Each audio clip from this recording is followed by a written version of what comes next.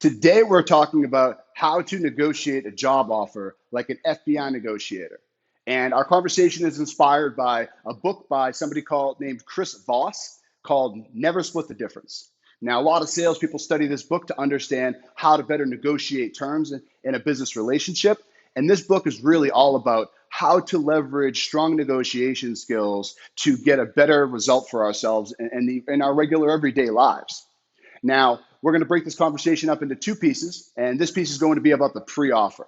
Now, the pre-offer stage is everything in our job offer negotiation from the time we submit our resume until the time that we actually get that offer in our email box, right? So, first thing I'll say is that we've really got to keep in mind we are, whether we like it or not, negotiating our job offer from the moment that we submit that resume and that application. So whether we are comfortable with it, whether we think that's right or not, doesn't really matter. We are negotiating because we've submitted it to a team of people who are paid by an organization, and their job that they've been tasked with is to evaluate our worth, our value, all right, our worthiness. So their job is to figure out what we're worth on that open market. And that's what they're going to be doing the whole way. So now that we know that that's the game we're playing, we're going to jump right in. And number one, we have be confident. And there's maybe nothing else more important aside from be honest than be confident in this conversation, because our confidence, not our arrogance, never our arrogance. No one cares if you're arrogant. In fact, it's going to turn people off, right? But a little humble swagger. It's knowing who you are. And just as importantly, it's knowing who you're not, right? That confidence is confidence in your own competence. And if we don't have that, then it's going to be a little unreasonable for us to be saying to a representative like a recruiter at an organization, hey, why don't you send me over a piece of paper guaranteeing me 5 or 6 figures a year for the next few years? It's a little bit irrational on our end to ask for that if we're not willing to come to the table being really confident and feeling good about ourselves. So obviously, the job search process can be stressful. It can be scary. It can be disorienting. But the most important thing is that we feel good about ourselves in the process, that we feel like we know why we're applying to an opportunity, and it's because we're going to drive value in that role. So next up, we have tactical empathy. Now, tactical empathy, it's an interesting sounding term, and it's one Chris Voss uses in this book, Never Split the Difference, several times. Now, tactical empathy it's not about manipulating people to get what you want. It's definitely not about that, because Voss talks about that being a short-term winnable game, a long-term losing game. You're never going to win with that strategy long-term. And the job offer process is consider that a long-term process, right? You're going to invest in a relationship over several weeks or months to get that accomplished. So it's also, tactical empathy is not about being nice. Tactical empathy is about connection, and it's about building meaningful relationships with people, investing in relationships with people.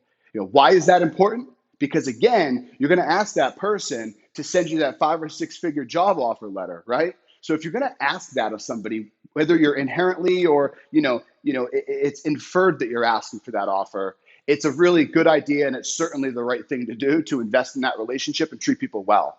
The most important thing about tactical empathy is about paying attention to how people feel, and it's about paying attention to what people want or what matters to them, right? So by paying attention to those things early on, which are really just some good manners we hopefully got from our mom anyway, we employ those in the process, it's going to work to our strategic and our tactical advantage during this offer process. Now, next we have set expectations, number 3. And when we talk about setting clear expectations are really everything in these kinds of conversations, and in things in personal and business, personal and professional life both.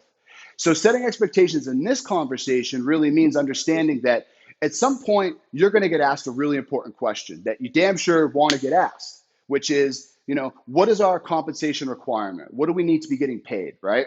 And if a company asks us this question, that's awesome. I mean, that's what we're looking for, right? It's not just to work somewhere, but to work somewhere for a company that's considerate enough to ask us what we want to get paid, what our requirements are as far as benefits and all that goes. So again, we want this question. We live for this question. So we're waiting for this question. Now, the trick here is to say, what's to our advantage? And in a negotiation, Voss says that, the first person to set terms or to make demands is at an immediate strategic disadvantage. because they've immediately removed choices for themselves, is what he says. You've taken choices off the table. So in a negotiation, we want to leave all options on the table. And unless you know more about job hunting than I do, or that a lot of recruiters probably even know, you probably don't know your own value and worth on this market better than they do. They're probably in a better situation. So if we want to hear the question, we're excited to hear the question, what do we say next? So we've got two key responses that we can give that are a tactful, but also tactical way of answering this that will give enough information to move the conversation forward in most cases. So the first one is saying to them, first of all, hey, thank you for asking me that. That really shows that you care. You're paying attention to what my needs are. I'm really grateful that you asked that. I want to tell you clearly and honestly that I'm much more interested in performing this sales manager role at your organization than I am with getting the highest initial offer. So specifically, why do we say initial offer there, right? Initial offer lets them know we know the rules of the game, that the first offer is almost never the final offer, okay? It's almost never the best offer. In most cases, it won't be, especially if you know how to bring the conversation back to them, right? So this plants a seed ahead of time that when they send the first offer, they're expecting you to negotiate. You're setting terms in a tactful and a tactical manner, putting yourself in a much better position to negotiate later on. Second way we can answer this question, if they come back to us in the same combo or later on, another phone call even, and they ask us again, because again, it's still a good question to hear, even if they're asking us again. Still, really happy to hear you ask me that. Thank you for asking me. It just seems like you're really in a much better position to know my value on the market than I am. Is that fair? And by asking that question, it's a yes or no question, but it really infers to them, hey, listen, I'm being honest and humble here. You know better than I do.